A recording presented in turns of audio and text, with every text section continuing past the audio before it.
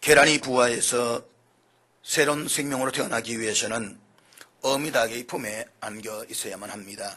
그런데 어미닭의 품에 안기는 것도 때가 있습니다.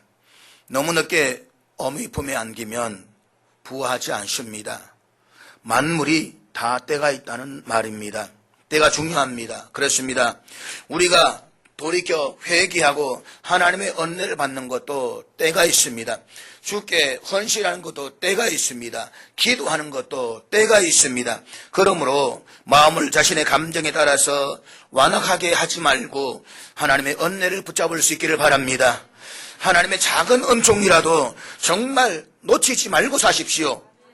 하나님께서 우리들에게 주신 순간순간의 기쁨들을 감사하고 감기가며 살아가시기를 축복합니다.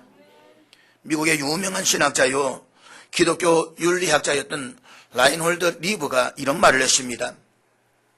우리들 개개인은 상당히 도덕적일 수 있지만 한 공동체나 한 집단이 도덕적이 되기는 매우 어렵다. 예컨대 우리나라에 양심적인 사람들이 많이 있고 또 양심적인 정치 지도자들이 많이 있습니다. 그렇지만 그렇다라고 해서 우리가 다 자동적으로 도덕적인 나라가 되는 것은 아닙니다.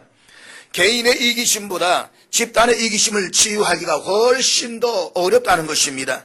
1대1의 관계에서는 어느 정도 서로 양보도 하고 자기 의견을 처리할 수도 있습니다. 그렇지만 한 집단과 집단과의 관계, 더구나 자신이 속한 집단의 이익이 걸린 싸움에서 양보를 기대한다는 것은 거의 불가능에 가깝다는 것입니다. 이와 같은 현상은 유교의 영향을 받았던 우리나라에서는 너무나도 쉽게 목격할 수 있는 모습입니다. 개인적으로 만나면 전혀 문제될 것이 없습니다. 개인적으로 하면 이야기가 다 되는 것입니다. 정치인들도 보면 개인적으로 만나면 술도 마시고 이야기도 하고 그렇게 친할 수가 없는 것입니다. 그런데 문제는 단체나 집단 속에 들어가 버리면 전혀 다른 사람들인 것을 볼 수가 있는 것입니다. 어떻게 저럴 수 있는지. 그래서 리버는 이런 유명한 말을 했습니다. 한 시대의 개혁은 우리가 집단 이기주의를 어떻게 극복하느냐에 달려있다. 지금 우리의 시대가 점점 이기적이 되어 간다라고 하는 것은 쉽게 공감할 수 있는 사실입니다. 우리의 시대는 점점 더 이기적인 정신이 팽창하고 있습니다. 우리가 한 시대의 방향, 한 시대의 특성을 진단하려면 그 시대 사람들의 집단 행동 내지는 집단 행동의 양태에 대해서 주목해 볼 필요가 있습니다. 오늘 우리 특별히 사사기의 마지막 장들인 오늘 본문의 18장부터 21장까지 걸쳐서 나타난 사사기 시대의 특성들을 살펴보면서 오늘 우리의 시대를 냉철하게 바라보고 문제점에 대해서 함께 생각해 보려고 합니다. 사사기 시대 집단들이 어떤 행동을 했는가? 사사기의 마지막 부분은 특별히 이스라엘의 12지파 가운데서 단 지파와 베냐민 지파, 이 두 지파의 행동에 대해서 초점을 맞추고 있습니다. 우리는 이들 두 지파의 행동 양식과 집단 행동을 통해서 그 시대의 특성을 진단해 볼 수가 있습니다. 그런데 이쯤에서 아마 이런 의문을 던지는 분이 있을는지도 모르겠습니다. 사사기의 시대와 오늘 우리의 시대가 무슨 상관이 있느냐? 지금 21세기의 첨단 시대를 살아가는 우리에게 왜 사사기 시대의 특성을 관찰해야만 하는가? 그것이 뭐가 그렇게 중요한가? 그러나 기억하십시오. 우리가 사사기 시대를 살펴보는 이유는 놀랍게도 사사기 시대의 특성이 오늘 우리가 살아가고 있는 이 시대를 너무나도 잘 반영하고 있다라고 하는 것입니다. 사사기 시대와 오늘 우리의 시대가 너무나도 닮은 꼴이라고 하는 것입니다. 그러고 보면 인간의 죄성, 인간의 모습은 세월이 흘러가도 그대로 똑같다는 것을 우리가 직면하지 않을 수가 없는 것입니다. 그렇다면 사사기 시대의 특성이 무엇입니까? 첫째로 사사기 시대는 안일주의 시대였습니다. 여러분, 사사기 시대에만 안일주의를 추구했던 것은 결코 아닙니다. 오늘 우리의 시대도 안일주의 시대인 것은 마찬가지인 것입니다. 오늘 본문 18장 1절은 이렇게 시작합니다. 그때에 이스라엘의 왕이 없었고 단 지파는 그때에 거주할 기업의 땅을 구하는 중이었으니, 단 지파가 자신들이 거주할 기업의 땅을 구하고 있다는 선언으로 시작이 되고 있습니다. 그런데 중요한 것은 여호수아 때에 이미 이스라엘 12지파는 가나안 땅을 분할했습니다. 그러니까 당시에 단 지파에게는 그 몫을 주지 않았기 때문에 단 지파가 그때까지 땅을 갖지 못하고 있었던 것은 아니라는 사실을 우리가 기억하셔야만 합니다. 여호수아 19장 40절 말씀해 보면 단 지파에게 주어진 땅이 기록되어져 있습니다. 우리 지도를 보겠습니다만 여기 보게 되면 밑에 유다 지파가 있고 위에 에브라임 지파가 있습니다. 가운데쯤에 단이라는 지파의 글자가 보입니다. 잘 보이시나요? 안 보이시나요? 자, 보게 되면 에브라임 지파와 유다 지파 사이에 단 지파가 있는데 이 지파는 어떤 의미에서 지중해 연안을 끼고 있는 아주 좋은 땅이라고 이야기할 수가 있습니다. 이 지역은 매우 기름지고 강우량이 높아서 살아가기에 풍성한 곡식이 생산되는 곳입니다. 그런데 문제는 사사기 1장 34절에 보면 그곳에 바로 아모리 족속이라는 원주민이 떡 버티고 있다라고 하는 것입니다. 우리 지도를 보게 되면 단 지파 바로 밑에 보면 유다 지파가 있지만 거기 바닷가 쪽으로 지중해 쪽으로 위쪽으로 말입니다. 가드가 있고 에그론이 있고 이 아스글론이 있습니다. 작은 글자인데 거기는 블레셋 땅입니다. 그러니까 이 어떤 의미 아모리 족속이나 블레셋이라는 이 지파가 더 버티고 있다 보니까 이게 쉬운 게 아닙니다. 우리가 보면 하나님께서 단 지파에게 이 땅을 주신 것은 분명한 사실입니다. 그렇지만 단 지파가 그 땅을 차지하기 위해서는 아모리 족속이나 블레셋 족속을 쫓아내야만 합니다. 그 땅을 차지하기 위해서는 그들과 싸워야만 했습니다. 그런데 단 지파는 그 싸움이 싫었습니다. 그것은 단 지파가 평화를 사랑하는 집단이었기 때문이 아니란 사실에 주목해 볼 필요가 있습니다. 단 지파가 싸움을 기피하는 이유가 있습니다. 그것은 싸우는 과정에서 그들이 치러야 할 고난이나 희생이나 땀 흘림이나 피 흘림이 싫었기 때문인 것입니다. 그래서 그들은 그 땅을 전쟁을 해서 차지하기보다는 그냥 떠돌아다니는 편을 선택을 했습니다. 혹시 그저 얻을 수 있는 땅이 없을까 해서 지금까지 땅을 얻지 못하고 유리하고 있었다는 것입니다. 단 지파가 추구했던 최고의 가치는 평탄이었습니다. 편리함이었습니다. 이 편리함이라는 영어 성경에서는 easy going이라고 해서 쉽게 할 수 있는 것이라고 번역되어져 있습니다. 쉽게 할 수 있는 것. 단 지파가 추구하고 있었던 삶은 쉽고 편리한 삶이었다고 하는 것입니다. 단 지파는 힘써 싸워서 땅을 차지하기보다는 현재의 안위를 쫓았습니다. 희생과 눈물을 통한 헌신이 아니라 쾌락과 편리함만을 쫓았습니다. 그들은 인간적인 눈으로 철병을 가지고 있는 블레셋 군대가 무서워 보였을 것입니다. 그러나 그 결과 단 지파는 또 돌아다니는 일종의 떠돌이 지파, 방랑 지파가 되고 말았다는 것입니다. 우리가 기억할 수 있는 것은 단 지파 바로 밑에 보면 이 에스골 소라라는 땅이 있습니다. 그거는 바로 이 삼손이 태어났던 고향이기도 합니다. 그러니까 어떻게 보면 삼손이 태어났던 단 지파, 얼마든지 자기들의 힘을 가지고 땅을 차지할 수 있었음에도 불구하고 그들은 그냥 대충 떠돌아다니면서 편한 길을 선택했다라고 하는 것입니다. 오늘 본문 7절에 보면 단 지파는 라이스라는 지역에 도착하게 됩니다. 본문 7절 말씀을 한번 같이 보도록 하겠습니다. 본문 7절 18장 7절 우리 다 같이 읽겠습니다. 시작. 본문을 자세히 보십시오. 단 지파에 속한 5사람이 길을 가다가 라이스라는 땅을 지나가게 됩니다. 라이스라는 곳은 자신들이 하나님부터 약속을 받은 땅과는 거리가 멀다는 것을 기억해야 됩니다. 다시 말하면 우리가 지도를 다시 보게 되겠지만 단 지파에서 저 위쪽 맨 꼭대기 보면 빨간 걸 동그라미를 쳐놨습니다. 자, 친절하게 빨간 걸 표시해놨는데 거기가 라이스입니다. 갈릴리 북쪽 지방. 그러니까 한참이나 올라가야만 있는 그 라이스라는 그 지역, 그것이 바로 단 지방이 단 족속이 찾기를 부었던 땅이다라고 하는 것입니다.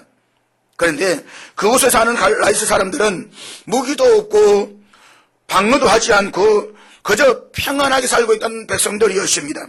더구나 그곳은 시돈 땅과 거리가 멀어서 아람 사람들이나 다른 민족들로부터 간섭을 받지 않아도 되는 것 같았습니다.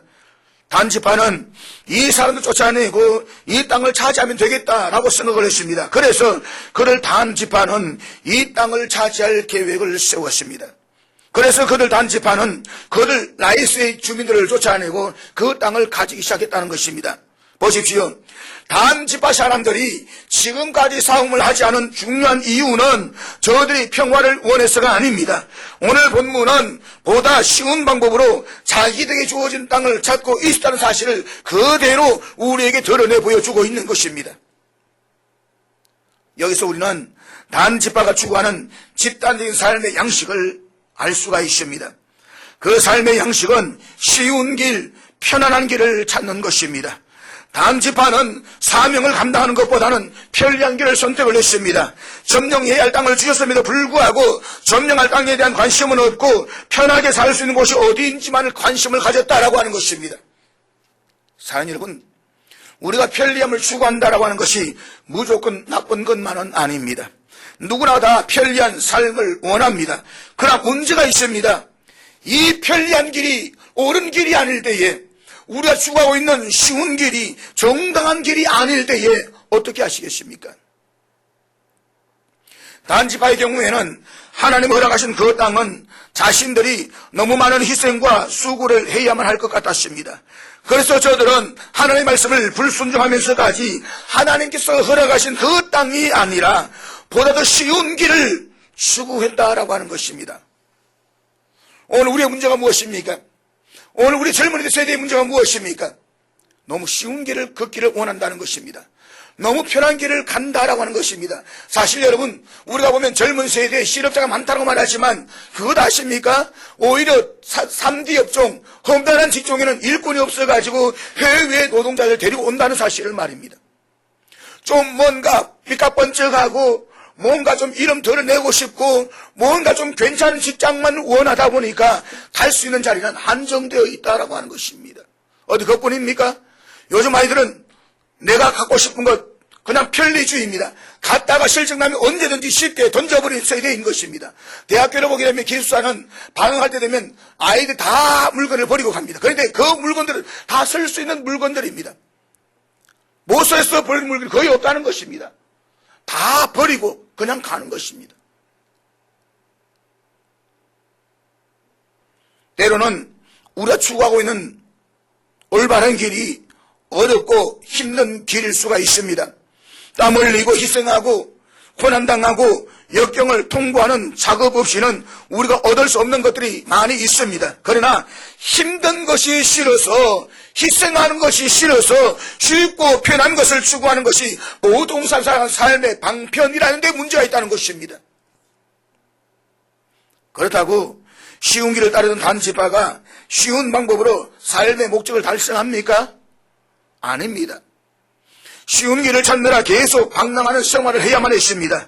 그들은 결국 편안하게 살고 있는 라이스 지역의 사람들을 몰아내고 그 땅을 차지하는 부도덕한 지파가 되는 비극을 초래했습니다. 좀 더 쉽게 이야기하면 강한 족속들 앞에서는 끽소리 못하고 죽어 지내다가 약한 족속들을 만나니까 굴림하고 쫓아내버렸다, 이 말인 것입니다.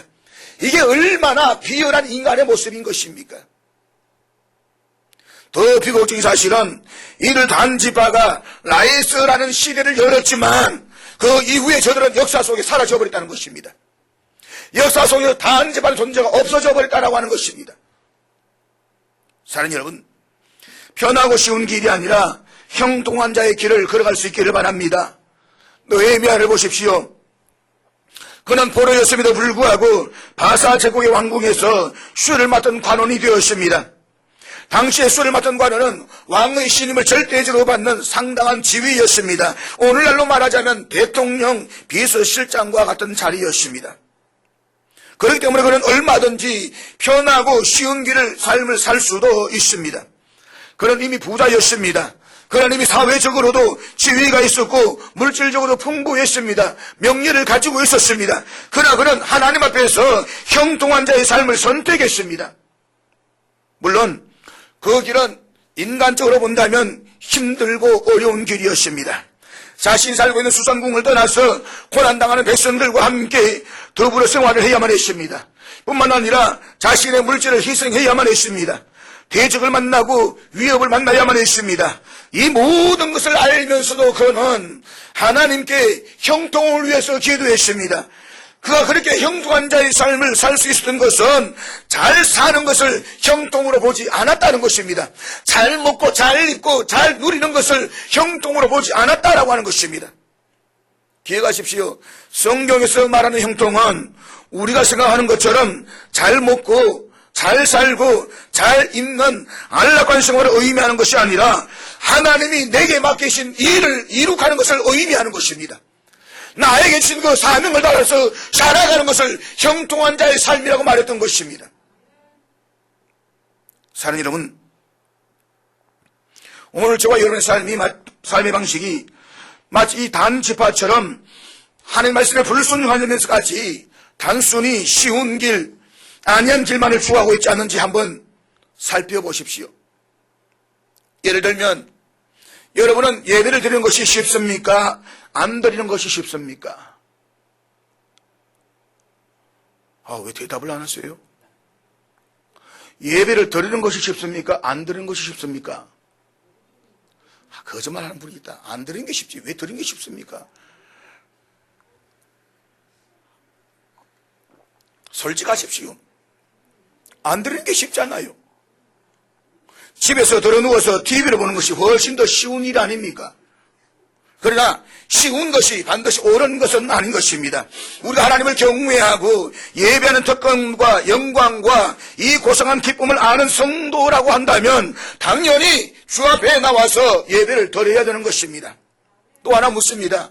교회에서 봉사하는 일이 쉽습니까? 안 하는 것이 쉽습니까? 나 대답 안 해. 고기 팔딱 짝지고 있던데. 대답해 보시라고요. 안 하는 게 쉽죠, 그죠? 우리 배 집사님 솔직하십니다. 솔직하시라고요. 그러나 여러분, 우리가 봉사하지 않고 어떻게 하나님의 명령에 순종할 수가 있겠습니까? 또 봉사하지 않고 어떻게 하나님의 일을 수종들고 주의 명령을 성취하면서 느낄 수 있는 그 고상한 삶의 특권을 알겠습니까? 사랑하는 여러분, 우리가 가정생활을 할 때에, 직장생활을 할 때에, 혹은 교우들과 인간관계를 맺을 때에 여러분은 정말 정당한 길을 추구하고 있습니까? 그저 단순히 쉽다는 사실 때문에 잘못된 길을 선택하고 양심의 흐리낌에도 불구하고 그것이 나를 유익하게 한다는 사실 때문에 쉬운 길을 간다라고 한다면 이것은 반지파의 사고방식이나 행동 양식을 그대로 닮아가고 있는 것입니다. 사사시대는 오늘 우리의 시대와 마찬가지로 쉬운 것을 추구하는 안일주의 시대였습니다. 기억하십시오. 하나님이 쓰신 사람들은 편안을 포기하는 사람들입니다. 저는 하나님의 부르심을 받았을 때에 모든 것을 버려두고 떠났습니다. 하나님의 사람들의 특징은 편리한 삶을 포기하고 불편한 삶을 선택했습니다. 오직 하나님의 부르심에 따라서 그 부르심 앞에 자신의 몸을 새로운 미래를 향해서 내던졌던 사람들이었던 것입니다. 그들이 바로 오늘 저와 여러분들 수 있기를 축복합니다. 사사시대는 어떤 시대였습니까? 둘째로 사사시대는 부도덕한 시대였습니다. 19장을 보게 되는 이야기입니다. 19장에는 베냐민 지파에 대한 기록이 나오고 있습니다. 그 어떤 연수극보다 재미있는 기사가 19장에 나옵니다. 19장은 한 레위 사람의 이야기로 시작이 됩니다. 이 레위 사람이 첩이 있었습니다. 레위인에게 첩이 있다는 자체가 이미 부도덕하다는 것입니다. 제사장으로서 첩은 거느릴 수가 없는 이야기입니다. 어쨌든 간에 첩을 거느렸습니다. 그런데 이 첩이 자기 집으로 돌아갔기 때문에 이 사람이 첩을 찾아서 처갓집 장인의 집을 갔습니다. 레위 사람은 하루만 묵으라고 했지만 장인이 하루만 더 묵으라고 간곡히 요청하는 바람에 하룻밤 또 하룻밤 이렇게 해서 며칠을 묵은 후에 드디어 자기 집으로 돌아오게 되었습니다. 예루살렘 근처의 여부사라는 마을을 지나가다가 날이 저물고 해가 졌습니다. 그래서 여기에 저물기보다 좀 더 가자 싶어서 조금 더 가다가 베냐민 지파의 기부아라고 하는 동네에서 마을에서 하룻밤을 유숙하게 됩니다. 그런데 그곳에서 마땅히 유숙할 곳을 찾지를 못했습니다. 잠자고 사지 못해서 이래저래 돌아가는 가운데서 마침 어떤 노인을 만나게 됩니다. 그리고 그 노인의 선심성을 베풀어서 그 노인 집에 들어가게 됩니다. 노인의 집에서 나귀에게 먹이를 주고 그들도 발을 씻고 먹고 마셨습니다. 즐거운 저녁 시간을 보내고 있는데 갑자기 이 집의 문을 두드리는 소리가 들려나왔습니다. 그 사사기 19장 22절 말씀인데, 우리 사사기 19장 22절 말씀 우리 다 같이 읽도록 하겠습니다. 같이 읽습니다. 그 성읍의 불량배들이란 그 동네의 깡패들이라고 말할 수가 있습니다. 그리고 그와 관계하리라, 이 말은 동성애를 이야기를 하는 것입니다. 동네 불량배들이 몰려와서 노인 집에 온 손님을 내놓으라고 이야기를 합니다. 그와 관계하리라, 동성애, 성관계를 이야기를 하는 것입니다. 이 노인은 자기 집에 들어온 손님들에게 절대로 그렇게 할 수 없다라고 거절합니다. 그렇지만 이 사람들이 너무 완강하고 위협적이어서 할 수 없이 노인은 자기 딸을 내주었습니다. 여기 상상 가는 인물이 있습니까? 소돔과 고모라 성에 롯의 상황 그대로 재현되고 있는 것입니다. 그런데 그것도 모자라 가지고 손님의 첩까지 내주어야만 했습니다. 이 동네 불량배들이 밤새도록 이 두 여인을 윤관했습니다. 그러다가 레위 사람의 첩이 죽었습니다. 새벽에 나가보니까 시체가 되어 있더라는 것입니다. 레위 사람이 얼마나 화가 났겠습니까? 그는 첩의 시체를 12토막을 내어서 이스라엘 12지파에게 각각 한 토막씩 보내버렸습니다. 시부에 살고 있는 사람들이 그의 가족에 이런 못된 짓을 했다는 사실을 알렸습니다. 그 세대의 부도덕성과 비도덕성을 그대로 고발했습니다. 이 소식을 듣게 된 이스라엘 지파가 분노했습니다. 20장에 보면 이스라엘 온 지파가 정식으로 기부와 땅을 관할하고 있는 베냐민 지파에게 항의하는 장면이 나옵니다. 그런데 여기에 대한 베냐민 지파의 반응을 한번 보시길 바랍니다. 20장 12절 14절까지 말씀입니다. 우리 20장 12절 14절까지 우리 같이 읽겠습니다. 시작. 베냐민 지파는 그 죄인을 법적으로 처벌하는 것이 아니라 반대로 이스라엘 온 지파에게 싸움을 걸었습니다. 오늘 말씀을 전하면서 서두에서 리브의 이야기를 했습니다. 집단의 죄악이 훨씬 더 무섭다는 이야기를 말입니다. 바로 오늘 그 사실을 우리 여기서 볼 수가 있는 것입니다. 베냐민 지파에게는 도덕적으로 옳고 그런 것을 구별해서 처리하고자 하는 도덕적인 의지가 없었습니다. 예컨대 어떤 아이가 교회에 와서 못된 짓을 했습니다. 그래서 주일학교 선생님이 야단을 쳤습니다. 그 소식을 들은 아이 부모가 화가 나서 주일학교 선생님을 찾아와서 싸움을 걸었다라는 말입니다. 삿대질에 욕까지 해가며 남의 귀한 자식을 왜 야단치느냐고 오히려 큰 소리를 쳐댔습니다. 심지어 어느 교회는 부목사님이 항존직의 아들이 잘못한 것이 있어가지고 야단을 쳤다가 그 다음 주일에 교회에서 쫓겨났다는 이야기까지 있습니다. 무엇이 잘못되었습니까? 뭐가 문제입니까? 이때 그 부모가 먼저 해야 할 일이 있습니다. 자기 아이를 확인해 보아야 했다는 것입니다. 왜 그런 일을 했느냐고 묻고 사연을 들은 뒤에 잘못을 가려야 되는 것입니다. 그리고 자녀가 야단 맞을 짓을 했으면 그것을 인정해야 되는 것입니다. 그래야 교육이 제대로 이루어지는 것입니다. 그런데 문제는 지금의 자기 아들이 귀한 것은 아는데 그 행동이 아들의 미래를 망친다는 것은 왜 생각하지 못할까요? 솔직히 오늘날의 세상은 무엇이 잘못되었는지를 확인하려고 하는 의지가 없습니다. 무조건 그 사람이 내 편인데 왜 내 편을 건드리냐는 식의 내 편 의식만 있지 옳은 것과 그런 것을 분별하고자 하는 분별 의식은 실종된 상태인 것입니다. 베냐민 지파 역시 도덕적인 가치관을 전도시켜서 오히려 자기가 잘한 것처럼 행동을 했습니다. 베냐민 지파는 악을 합리화시켰다라고 하는 것입니다.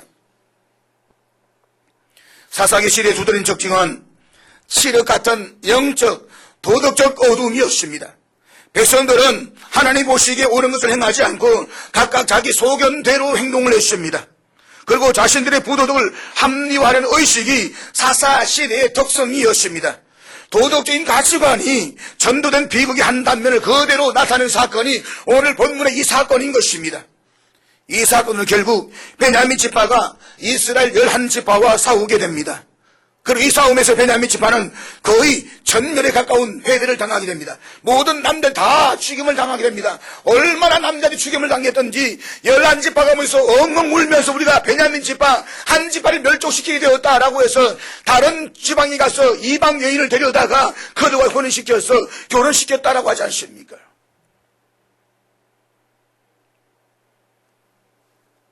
부도덕이 나온 결과는 공동체의 위기를 가지고 왔다라고 하는 것입니다. 사랑하는 여러분, 무서운 사실은 이런 시대적인 흐름 속에서 오늘 우리의 자녀들이 자라가고 있다는 사실을 기억하십니까?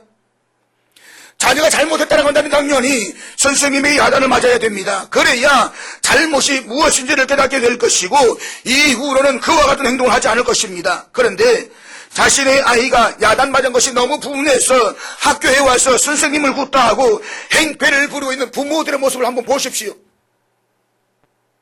부모가 자녀들의 도덕 교육에 책임을 지지 않는다면, 그리고 교회가 깨어있어서 학생들을 올바르게 가르치지 않는다고 한다면 이 시대를 바꿀 수 있는 힘이 우리에게는 없어져 버리고 말 것입니다. 부도덕한 시대가 바로 사사시대 베냐민 지파를 재현하고 있다고 한다면 오늘 그것이 오늘 우리의 시대가 이지 않겠습니까? 사사시대는 어떤 시대였습니까? 실제로 사사시대는 불신앙의 시대였습니다. 18장은 그때에 이스라엘의 왕이 없었고 라는 말씀을 시작을 합니다. 19장도 똑같은 내용을 시작합니다. 이스라엘의 왕이 없을 그때에 성경 기자가 이스라엘에 존경받을 만한 뚜렷한 지도자가 없어서 나라가 이 모양이다 라는 메시지를 전하는 의도도 없지 않아 있습니다. 그러나 이것보다 훨씬 더 중요한 메시지가 있습니다. 사사시대 접어들기까지 이스라엘에는 분명한 왕이 있었습니다. 바로 하나님이 저들의 왕이었습니다. 그런데 사사시대에는 하나님이 왕으로 인정받지를 못했습니다. 살아계신 하나님이 온 우주를 다스리고 역사를 통치하신다는 믿음이 사라졌습니다. 더 이상 사람들의 머릿속에 하나님이 남아있지 않습니다. 아니, 내 삶이 힘들고 어려울 때에 하나님이 필요했습니다. 사막길을 걸을 때는 하나님의 도움심이 필요했습니다. 그러나 이제 가나안 땅에 들어와서 풍요를 누린 가운데서 풍요 속에 하나님 오히려 걸리적거렸습니다. 부담만 되었습니다. 하나님이 없는 게 나은 것 같았습니다. 예배를 드릴 성전이 없어서가 아니었습니다. 당시에는 산당이 많았고 거기에서 여호와를 섬기고 다른 우상도 만들어서 예배를 드렸습니다. 자기들이 하고 싶은데 마음껏 즐겼습니다. 거기에 하나님은 걸렸다는 것입니다. 그래서 하나님을 왕으로 두기에 싫어했다는 것입니다. 내용 없이 빈대기만 나온 신앙을 가지고 있었다는 것입니다. 한마디로 말해서 사사시대는 로마서 1장 28절 말씀과 같이 마음에 하나님 두기를 싫어하는 시대였습니다. 사랑하는 여러분, 오늘 우리의 시대가 그렇지 않나요?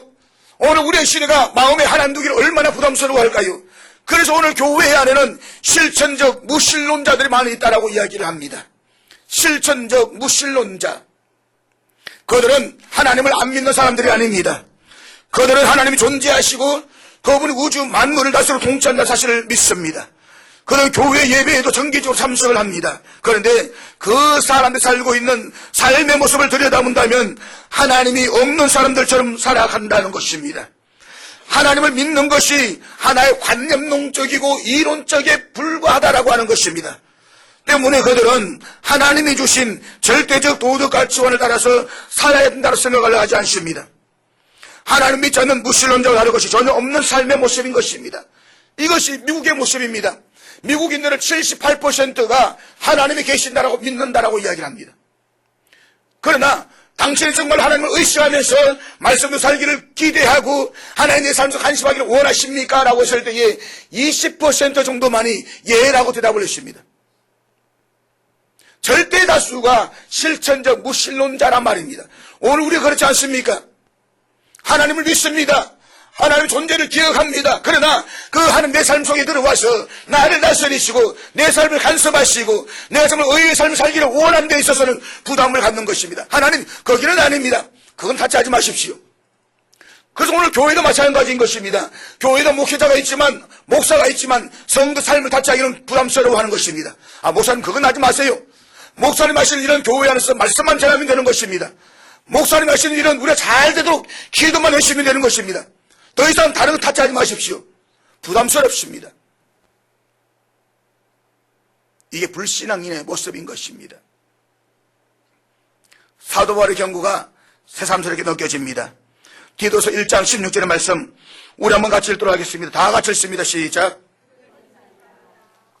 저들 입으로는 하나님을 안다고 떠들어댑니다. 그렇지만 행동으로는 하나님을 부인합니다. 오늘 한국교회 안에 이런 사람들이 얼마나 많이 있나요? 이런 사람들 가리켜서 성경은 말하기를 가정한 자요 복종하지 아니하는 자라고 했습니다. 더 나아가서 모든 선한 일을 버리는 자라고 말하고 있는 것입니다. 사랑하는 여러분, 우리에게는 저마다 약점들이 다 있습니다. 우리는 완벽한 존재가 아닙니다. 그래서 우리 개신교에서는 성자라는 말을 쓰지 않습니다. 다 연약한 인간이라는 말입니다. 때문에 실수하기도 하고 문제를 드러내기도 합니다. 그러나 적어도 삶의 문제를 정확하게 직시하면서 고민하고 하나님의 말씀대로 살아가기 위한 일말의 노력이라도 기울여야 한다라고 하는 것입니다. 우리가 하나님의 말씀이 성경을 왜 읽습니까? 자기 만족을 위해서 읽는 것입니까? 그렇다면 그 성경 읽음은 나에게 아무런 의미를 주지 못합니다. 우리가 성경을 읽었다라고 한다면 부족하지만 그래도 그 말씀대로 살아보려고 하는 의지를 보여줄 수가 있어야 되는 것입니다. 너희 믿음이 어디 있느냐고 말씀하셨던 우리 주님처럼 오늘 이 시대에 우리가 어디에서 믿음을 볼 수가 있겠습니까? 우리 시대는 불신앙의 시대입니다. 그래서 저는 오늘 비판적인 상태로 비관적인 상태로 모든 수단을 끝내고 싶지는 않습니다. 아직도 희망은 있습니다. 정말 하나님의 말씀대로 살려고 노력하고 결단하며 고민하며 하나님의 말씀을 내 삶에 적용하기 위해서 살아가는 진지한 그리스도인들의 모습을 볼 수가 있다고 한다면 사랑하는 여러분, 우리에게는 아직도 희망이 있습니다. 그러나 정말 중요한 것은 이것입니다. 당신은 이 불신앙의 시대에 어떻게 살아가기를 결단하십니까? 남극에서 빙하를 연구하던 과학자들이 한 가지 이상한 현상을 목격하게 되었다고 합니다. 바람이 거세게 불자 바다에 떠있던 빙하들이 또 밀려가기 시작을 하는데 유심히 보니까 거꾸로 바람을 거슬러 올라오는 빙하가 있더라는 것입니다. 이상한 상황에서 조사를 해보았더니 그럴 만한 이유가 있었습니다.